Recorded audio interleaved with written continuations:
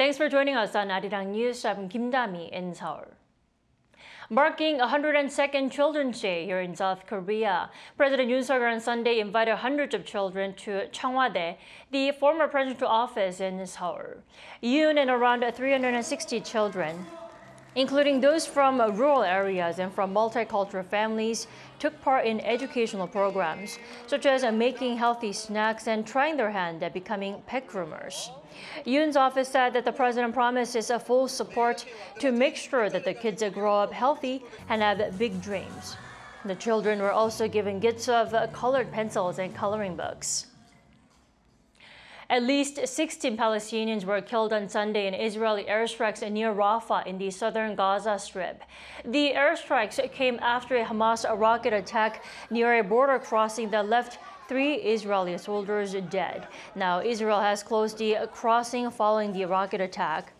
This comes as Gaza truce hopes are fading away, with Israel and Hamas struggling to reach an agreement during their talks in Cairo. Israel, meanwhile, has shut down the Al Jazeera offices in Israel, calling the media a mouthpiece for Hamas. Chinese leader Xi Jinping is in France for a state visit, marking the 60th anniversary of Beijing-Paris ties. Now, Xi's first trip to Europe in 5 years will also include visits to the Chinese-friendly countries of Serbia and Hungary. Yoon reports. Chinese President Xi Jinping's first visit to Europe in 5 years starts in France on Monday with a meeting with French President Emmanuel Macron. The U.S. media has interpreted this visit as an attempt to restore damaged China-Europe relations amid Russia's invasion of Ukraine and to seek strategic opportunity to exploit division between the United States and Europe. Soon after his arrival in Paris on Sunday, China's President Xi Jinping said in a statement that the relations between China and France have established a model for the international community of peaceful coexistence and win-win cooperation between countries with different social systems. Following his visit to France, Xi is set to head over to Serbia and Hungary. The New York Times on Sunday said that the 3 countries that Xi Jinping has chosen to visit all to a certain degree see China as a necessary counterweight to the U.S. and are eager to strengthen economic ties. It also added that Mr. Xi wants to demonstrate China's growing influence on the continent and pursue a pragmatic rapprochement. For nearly 60 years, we have been committed to building a stable and balanced world. And dialogue and communication between France and China has made indispensable contributions in that regard. In particular, the New York Times analyzed that President Xi's visit to Serbia, coinciding with the 25th anniversary of the bombing of the Chinese embassy by NATO forces, carries profound political implications. The incident, which the U.S. apologized for and maintains was a mistake, killed 17 Chinese nationals, including 3 journalists. In the New York Times article, the director of the Asia program at the European Council on Foreign Relations in Berlin commented for Xi, being in Belgrade is a very economical way to ask if the United States is really serious about international law and to raise concerns about NATO's actions affecting other countries. On Monday, French President Emmanuel Macron will host the Chinese president for an official state visit. A trilateral meeting is set to take place with the president of the European Commission to discuss trade issues between the EU and China. Macron will also advocate for equitable trade policies and urge China to use its influence with Russia to help end the war in Ukraine. Yoon, Arirang News. Celebrating 140 years of diplomatic relations, Korea and Italy have signed a memorandum of understanding for the 2024-2025 year of a culture exchange. South Korea's Culture Minister Yoon Suk and Italy's Undersecretary of State to the Ministry of Foreign Affairs Maria Tripodi signed the memorandum last Friday local time at the Italian Foreign Ministry. The agreement aims to improve understanding of each other's culture through cooperation in music, theater, visual arts, cinema, and literature. The project kicked off with a Korean traditional dance performance by the National Kugak Center at Rome's Teatro Argentina on Saturday. Today, robots are doing the work instead of humans is not that surprising. But now in Korea, there is a completely unmanned laboratory where AI instructs robots to conduct complex experiments. Our Lee Jin tells us more.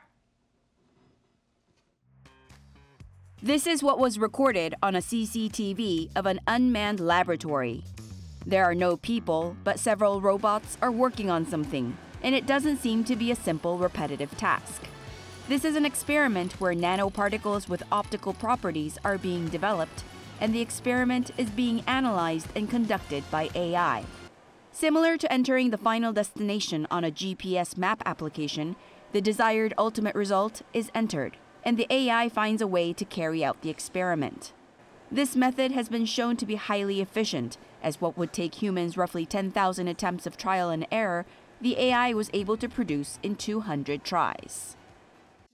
We don't know the conditions of the experiment, so if we take 4 random input values, the AI collects related data of the properties and synthesis of each experiment. It analyzes the correlation between the substances and produces a result very close to our goal. A great advantage of the entire experiment being carried out by a robot is that it eliminates any deviation that may occur from human error, which means more precise data can be obtained. This unmanned laboratory has actually been successful in developing silver nanoparticles for solar battery cells that Korean scientists didn't have data for. Ultimately, the future of R&D is going to use smart laboratories, so it is important that there is a setup where the average researcher who is not familiar with computer programming is able to conduct research. The research team that's developed this unmanned laboratory has also developed a system that automatically detects electronics overheating or other such situations that could lead to accidents, such as fires. Yoon, Arirang News. South Korean football star Heung-min has scored his 120th Premier League goal in his 300th appearance in the league. Son scored his 17th goal of the season in the second half of the game, but was unable to prevent Tottenham Hotspur from suffering their 4th consecutive defeat. Tottenham lost 2-4 to the Liverpool in Sunday's game, practically ending their chances of reaching next season's UEFA Champions League.